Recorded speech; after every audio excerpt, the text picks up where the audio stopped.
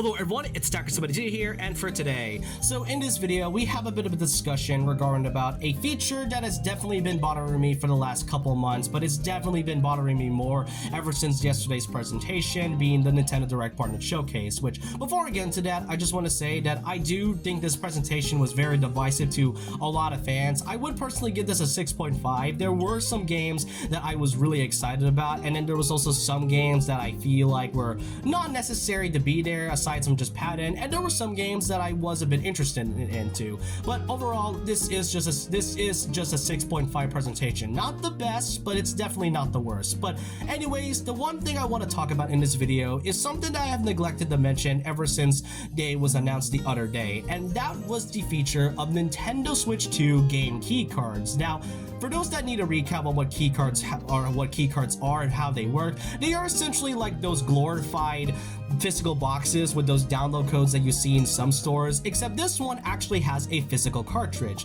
Now the difference between this one is that once you insert this cartridge onto your Switch 2 console, you need to download the game with an internet connection one time, and once it's fully connected, you are now able to play the game fully in its condition. There's just a bit of a big downside regarding about it, is that it does not contain all of the data that comes from the game it's originally from, and it's only available in some titles or in the servers that it's connected to. So you don't really own the game technically, you just kind of own a portion of the game that is via an internet connection. And let's just say that in like 10 to 15 years, when the Switch servers immediately or just like inevitably shuts down in the future, then what are you gonna do with these Switch 2 keycard titles? Then I mean, they're likely going to be useless if the servers are going to be shut down. And really, that's what makes these key cards really pointless in general, and they haven't gotten the best reception. And it did not help because of yesterday's presentation, which gave us a lot of great titles, but they did unfortunately have suffered the game key card format. And those games include Persona 3 Reload, Dragon Ball Sparking Zero, Pac-Man World 2 Repack, Octopath Traveler 2, Borderlands 4, and also Star Wars Outlaws. And let's just say,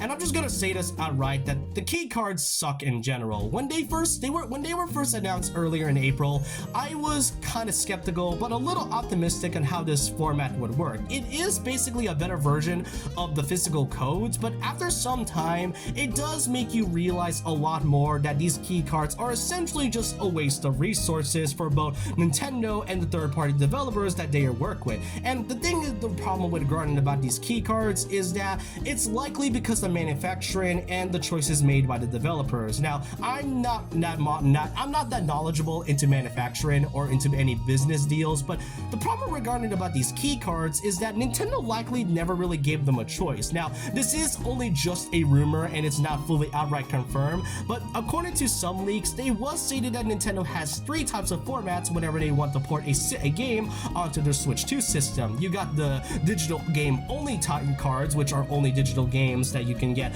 on the eShop. You also got the 64GB, which has the full game with the game card itself, which is the one thing that a lot of fans can notice about. But then there's also this other term called Potion, which is a code name for game key cards, and that right there is what really bothers us the most. The 64GB is basically what is the problem when it comes to manufacturing, and it's because it is very expensive to produce. And the reason for key cards to exist is that they have very small megabytes of storage, which is why third-party developers have a much more easier time choosing them, because they have much better deals and have much better storage for the games they want to port in, which doesn't really make sense because for some titles like Pac-Man World 2 Repack, despite this game being a 6.8GB storage, this still managed to get a keycard treatment despite its very low storage. And this applies to some of the other games as well, and it kind of doesn't make sense at all, because for some titles, Dragon Ball Sparking Zero,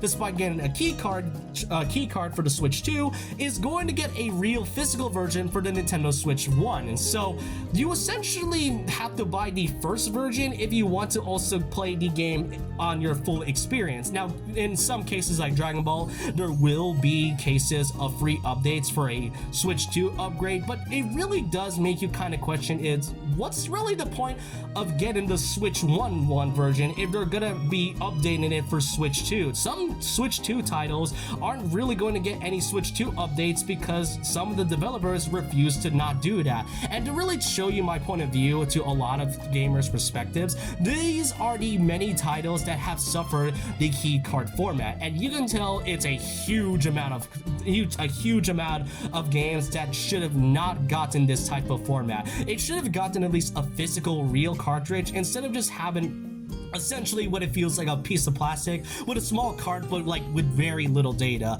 And not to mention, it is kind of weird for this key card thing to even exist when there are still some games out there that for some reason, despite having a physical cartridge, still has these download codes within them, which really doesn't make sense to me at all. I mean, and really not to mention, since this requires an internet connection for many of these key cards, that means it does take a while for these games to download, especially for titles that have very large gigabytes of storage. Borderlands 4 is probably like a big example of that because that's like 48.8 gigabytes of storage for like digital purchases. So imagine that on an actual cartridge. The only way they could likely do this is that if the game is lower than 64 gigabytes, then that right there is a much more reasonable way to put into a cartridge. If it's over 64 gigabytes, then that's a much better reason for key cards to exist to begin with. But instead, the developers decided to make them more into key cards because it's a much cheaper option.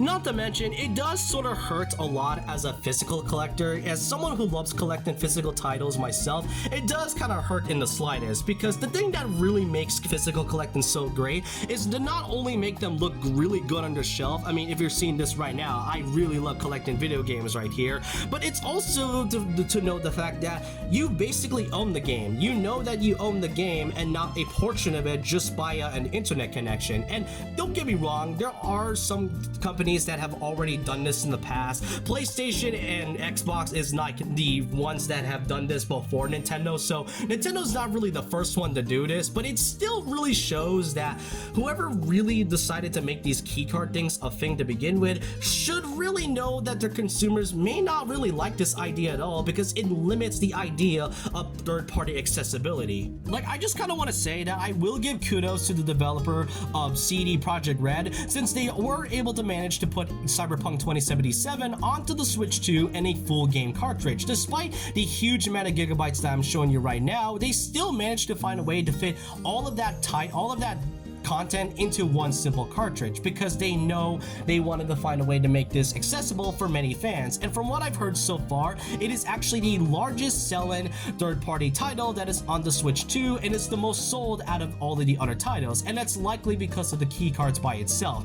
And really, despite its 256 gigabyte storage for the Switch 2 when it first launched, it still doesn't help that some of these titles still require an internet connection. And that's the thing, as I mentioned earlier, it all depends on the different types of developers that either wants to put in these games into key cards or decide not to and decide to make them into full cartridges entirely. I think Sega out of all of them is probably the most noticeable one when it comes to using the key cards, just right behind Square Enix, but they have a tendency to have some titles that actually have physical cartridges, like Sonic Racing Crossworlds, which from what I've heard will be getting a physical card, so that's a good thing. But then you also got their auto titles for some reason, which, like, you got Shadow Generations, Yakuza 0, and even Puyo Puyo, especially Raito, which, yes, I know it's an Atlas game, but they are owned by Sega. And as I mentioned before, Persona 3 Reload, they all got their key cards into this one, and for some reason they managed to make Crossworlds a physical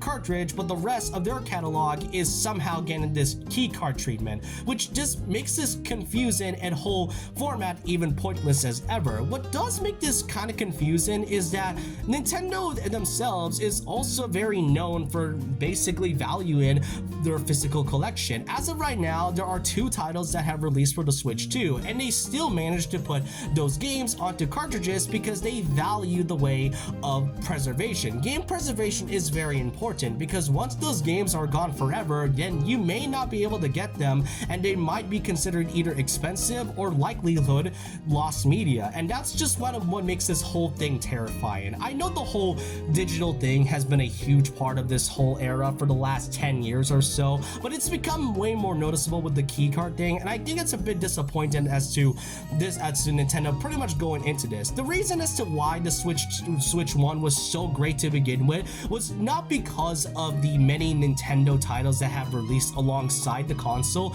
but also the many amount of third-party titles that came alongside with it. For titles that are on the Switch 2 at the moment, you have like a very limited option on what games you're supposed to choose at all. Like, I would love to get titles like Octopath Traveler 0 on my Switch 2 or Persona 3 Reload on my Switch 2 at all, but with them being key cards, it just makes me push away from them from even getting them. Now granted, I already have titles, some of these titles like Sparking Zero and Persona 3 on my PlayStation 5, but that's the biggest problem. If some of you don't really own a PlayStation 5 or any Xbox or any other console outside of Nintendo, then this might seem to be a bit of an issue for those that wants to collect games physically but just can't because you need to have an internet connection.